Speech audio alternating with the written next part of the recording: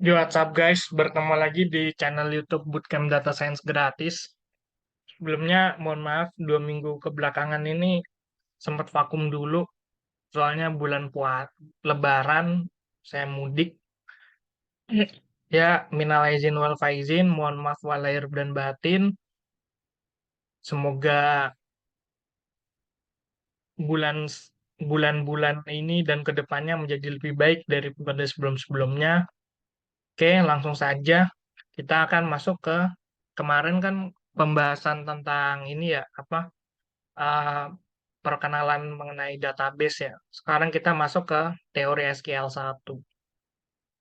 Oke. Kita akan ngebahas tentang teori SQL 1. Jadi yang pertama kali yang kita bahas, yang kita highlight di sini ada 6. Pertama perintah di SQL, terus yang kedua primary key, yang ketiga karakteristik SQL, yang keempat baris dan kolom di SQL, yang kelima tipe data dalam SQL, yang keenam atribut tipe data di SQL. Lanjut, perintah di SQL. Jadi ada 3 jenis perintah di SQL ya. Yang pertama DDL, Data Definition Language, yang kedua DML, Data Manipulation Language, yang ketiga DCL, Data Control Language. Kayak gitu. Ini pengklasifikasiannya ya, kita belum masuk ke dalam sintaks-sintaksnya. Kalau sintaks-sintaksnya mungkin nanti di pertemuan di video setelah ini kita akan mulai masuk ke dalam sintaks-sintaksnya dan mulai masuk ke teori kedua gitu. DDL, Data Definition Language. Ini yang pertama ya, yang pertama ini Data Definition Language. Jadi, DDL merupakan perintah SQL yang berhubungan dengan pendefinisian struktur database, yaitu database dan table ya. Jadi ada beberapa perintah dasar.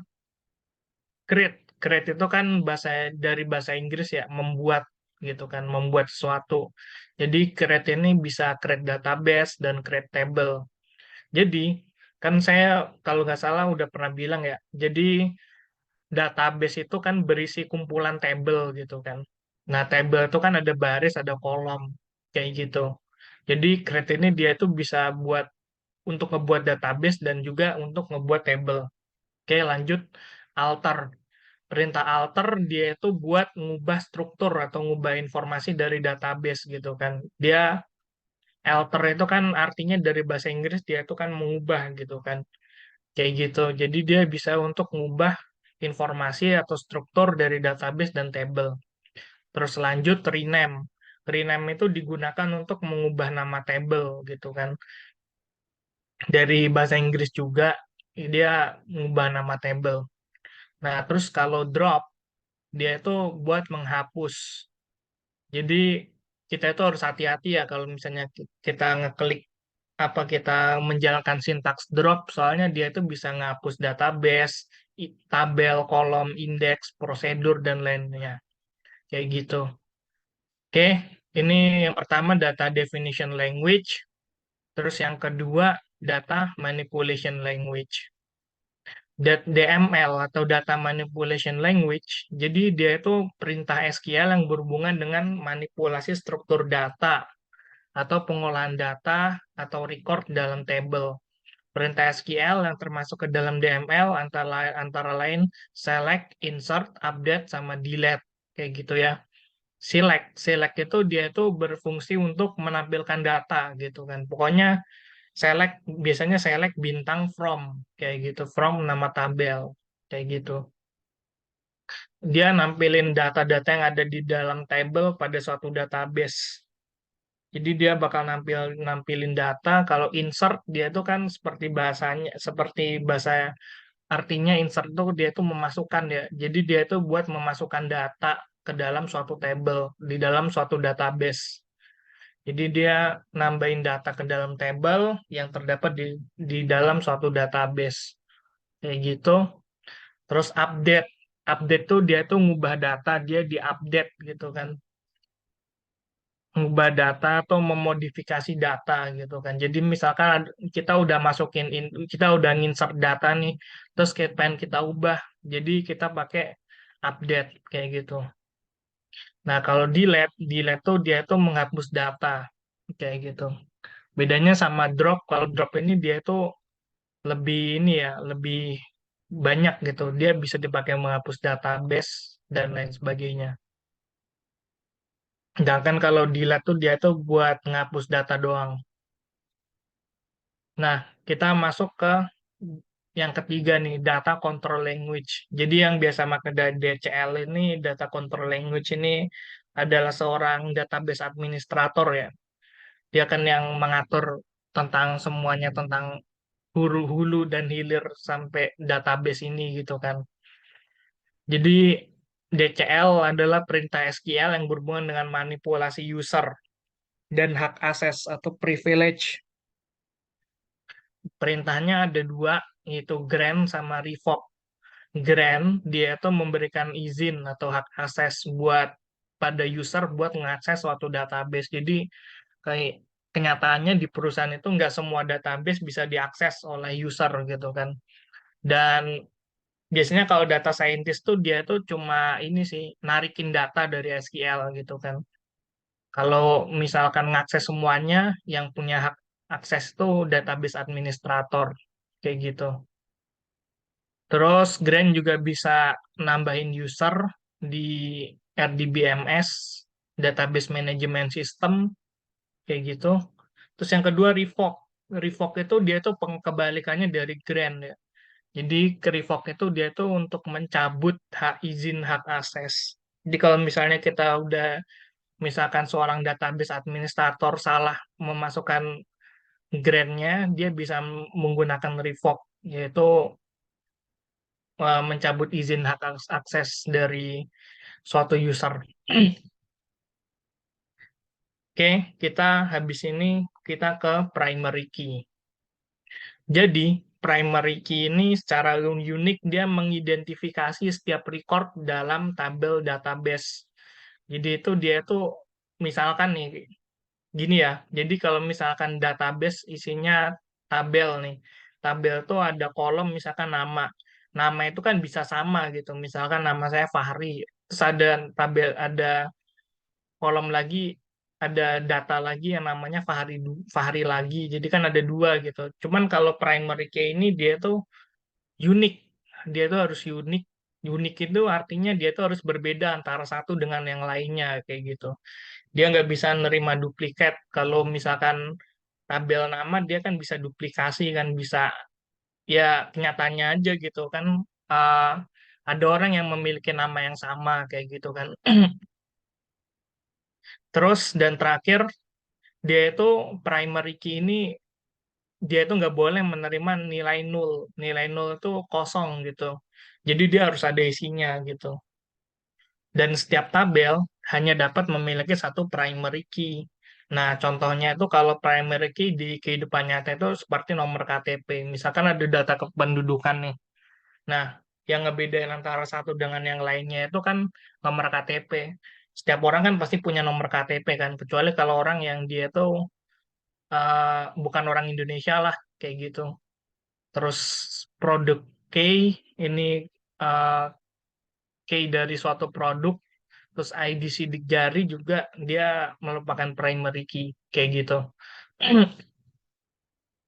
Ketika ada kolom atau field yang memiliki atribut auto increment, maka bisa dipastikan dia itu adalah primary key. Nah, auto increment itu yaitu penambahan setiap kolom baru, maka nilainya akan bertambah. Contohnya nih, misalkan kita itu ada tabel, uh, uh, tabelnya itu nomor gitu. Misalkan ada tabel nomor, nama, sama nilai gitu. Nah, nomornya itu dia tuh serial. Serial tuh berarti kalau misalkan kita nambahin data, dia tuh otomatis akan bertambah gitu. Nah, itu dia bisa disebut auto increment gitu. Jadi dia itu akan bertambah kayak gitu. Nah, primary key jika digunakan di tabel lain, maka istilahnya menjadi foreign key. Kayak gitu. Nah, kalau foreign key ini bedanya sama primary key, dia itu bisa terduplikasi. Dia bisa menerima duplikat dan foreign key ini digunakan sebagai penghubung antara tabel. Kayak gitu. Nah, ini contoh ada tabel A, ada tabel B. Ini ada primary key A, dan primary key A-nya di tabel B menjadi foreign key. Kayak gitu. Oke, lanjut. Karakteristik SQL.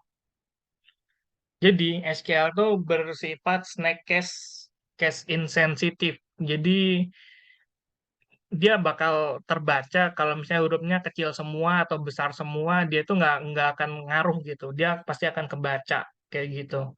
Kalau hurufnya kecil, dia kebaca, hurufnya besar semua, dia kebaca juga. Ya saya biasanya pakai huruf kecil sih buat SQL ini. Di SQL terdapat user yang namanya root. Root itu akun yang memiliki ses paling tinggi lah. Contohnya kayak dia dinamakan super admin gitu. Ya biasanya yang megang root ini database administrator ya. Kita bisa membuat user dengan privilege yang sama dengan root. Jadi kalau root tuh dia tuh bisa punya hak akses ke semua tabel kayak gitu.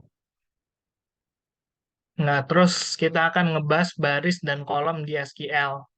Baris dinamakan atau rows dinamakan tuple, sedangkan kolom atau columns dinamakan field. Ini jangan sampai ketuker ya, soalnya ya ntar bingung aja gitu kalau misalnya ketuker. Baris itu tuple, kolom itu field. Tipe data di dalam SQL. Jadi tipe data di dalam SQL-nya ada empat. Pertama teks, numerik, string, sama date. Kita masuk ke numerik dulu ya.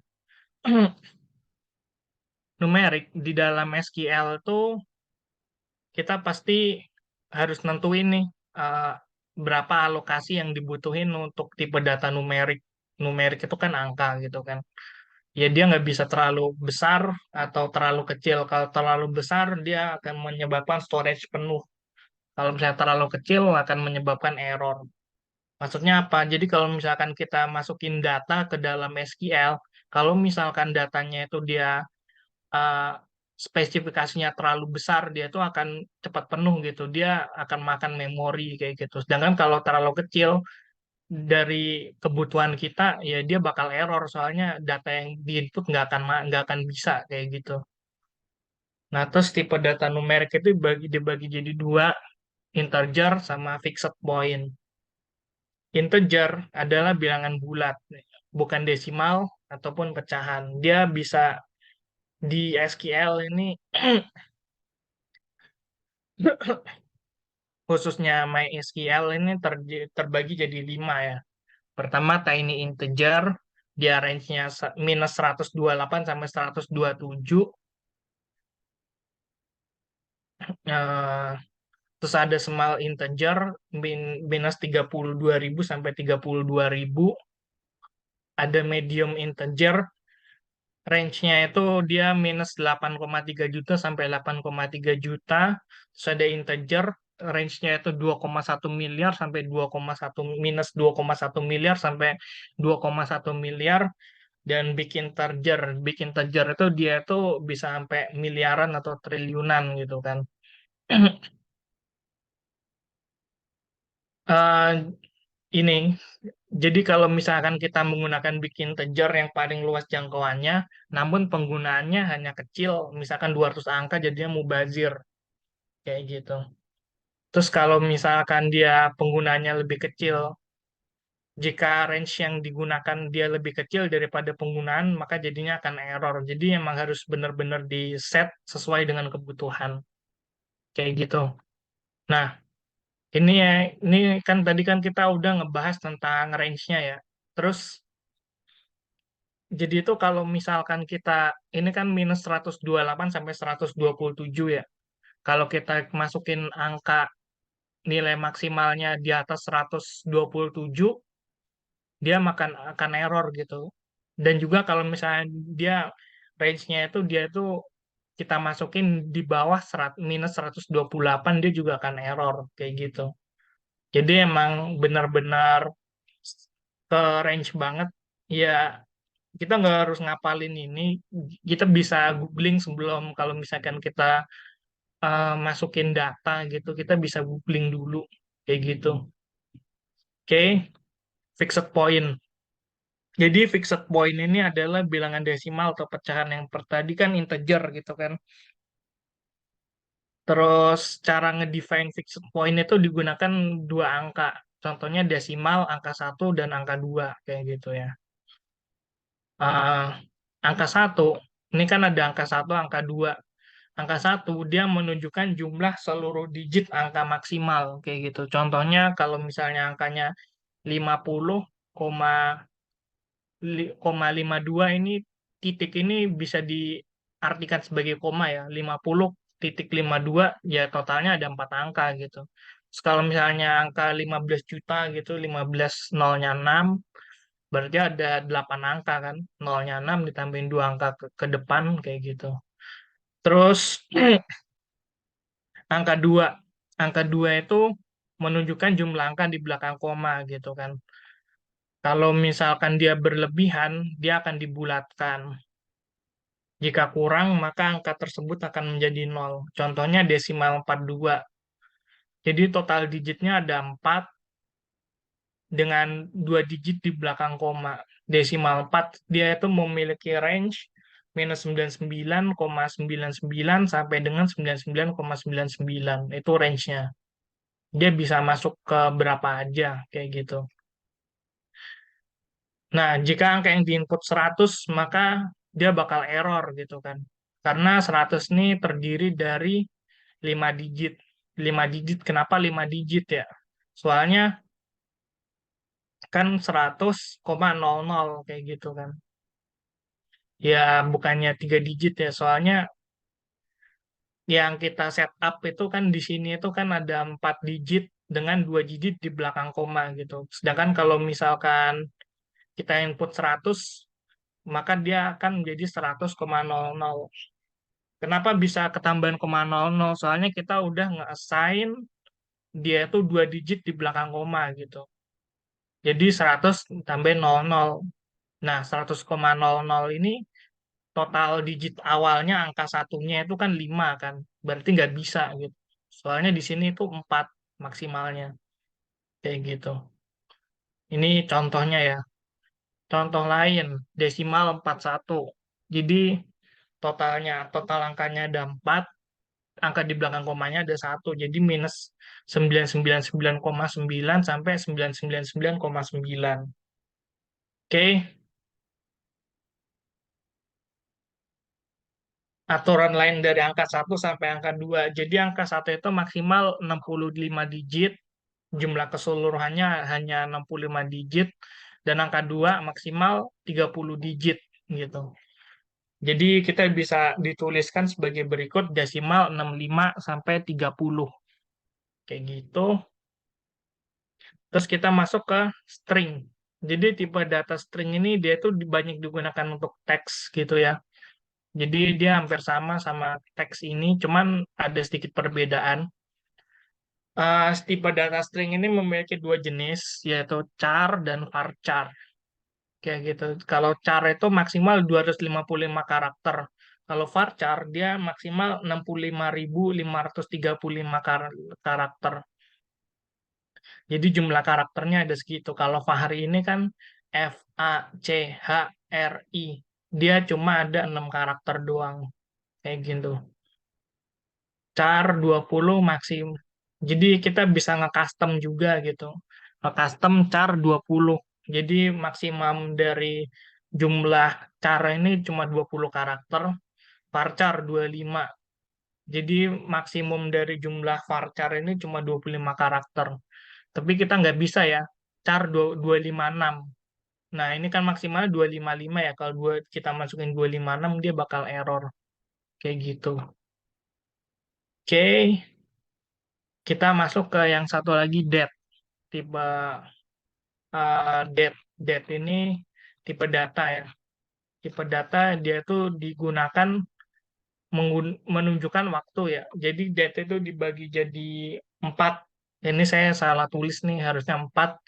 Pertama date, date time, timestamp, dan time. Date dia itu menggunakan menunjukkan tanggal, sama kayak artinya di bahasa Inggris ya. Kayak gitu, kalau date time dia itu menunjukkan tanggal dan jam. Date time. Kalau timestamp dia tanggal dan jam ketika di submit. Misalnya, misalkan kita eh, ngenter data nih, masukin data ke SQL di jam ini 16.23 gitu kan. Kita masukin data di jam 16.23, makanya maka data data yang data yang masuk itu jam 16.23 kayak gitu. Tanggal dan jam ketika disubmit di SQL. Terus ke yang keempat dia itu time, time itu menunjukkan jam di SQL. Terus yang kelima ke enam ini format tahun gitu ya. Kalau year 2 dia itu dua, dua angka ke belakang, misalkan 1980 dia cuma 80 doang. Kalau year 4 dia format tahun 4 digit ya. 1980 dia akan muncul semuanya kayak gitu. Nah, ini contoh ya. Nah, ini yang saya buat sebentar. Nah, dia ini tuh saya ngubah set update table. Jadi update pertama kita nge-update suatu data gitu kan. Tadi saya udah bilang mengenai update, uh, update table. Ini nama tabelnya, tabel 2 nilai siswa. Terus set tanggal penilaian.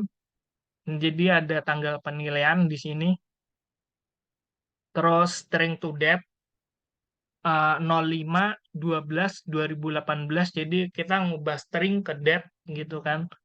STR to date 05/12/18 dengan format day, month, year. Di mana nama siswanya Della Berliano kayak gitu, dan dimasukkan.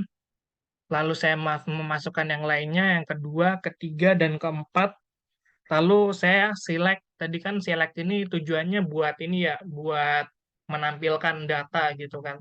Select bintang from, bintang itu dia itu buat menampilkan semuanya from tabel 2 nilai siswa. Jadi ini nama tabelnya tabel 2 nilai siswa. Jadi tanggal penilaiannya akan ditampilkan sebagai berikut, seperti yang saya tulis, string to date dengan format date, month, year kayak gitu. Cuman di sini kalau di SQL ini dia bakal ini ya, apa, uh, kebalik gitu. Jadi year, month, sama date kayak gitu. Oke, lanjut. Kita akan ngebahas tentang teks. Jadi tipe data teks ini tadi kayak string, kayak string ya. Kalau string kan ada char sama varchar. Kalau teks tuh dia tuh klasifikasinya lebih banyak gitu. Pertama 255 sama 65535. Di sini kan ada 255 juga, 65535. Terus tapi di sini itu ada medium text, ada yang memiliki jumlah karakter 16,7 juta, sama long text yang dia itu memiliki 4,2 miliar karakter. Ya, kenyataannya aja di SQL ini biasanya teksnya itu nggak terlalu banyak ya, palingnya 100 lah atau berapa maksimal. Cuman ini ada nih tipe data teks kayak gitu. Terus kita akan ngebahas atribut tipe data. Atribut tipe data. Jadi secara default dia itu pertama atribut default ya. Jadi secara default setiap field atau kolom yang dibuat di SQL memiliki nilai 0 atau kosong sebelum diisi. Jadi kalau misalnya kita membuat tabel, cuman datanya nggak kita masukkan, ya dia akan memiliki nilai 0 kayak gitu. Namun nilai default ini bisa kita atur sedemikian rupa. Contoh nama default anonim. Jadi kalau misalnya tadi kolom namanya itu nggak dimasukin apa-apa, dia akan menjadi namanya menjadi anonim kayak gitu. Satu. Yang kedua, atribut not null. Jadi pada kolom yang memiliki atribut not null, berarti kolom tersebut harus diisi. Kalau misalnya nggak diisi, dia bakal nggak bakal bisa ke input itunya, kolomnya. Terus yang ketiga, dia itu memiliki setiap di setiap field atau kolom dia itu memiliki nilai nol atau kosong sebelum diisi. Jadi pada kolom yang memiliki atribut default null, maka kolom tersebut boleh dikosongin apabila nggak terdapat nilainya. Jadi kalau misalnya dia jadi ini nol ini dia default ya.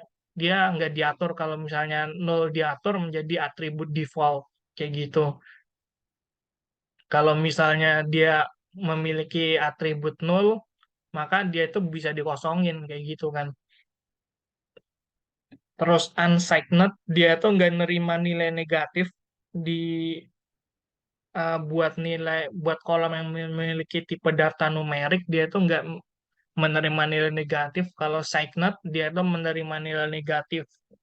Nah, kalau default itu secara default di SQL semua kolom itu memiliki atribut signed kayak gitu, bukan unsigned. Oke, mungkin sekian presentasi dari saya. Kurang lebihnya mohon maaf. Sampai jumpa di video selanjutnya. Oke.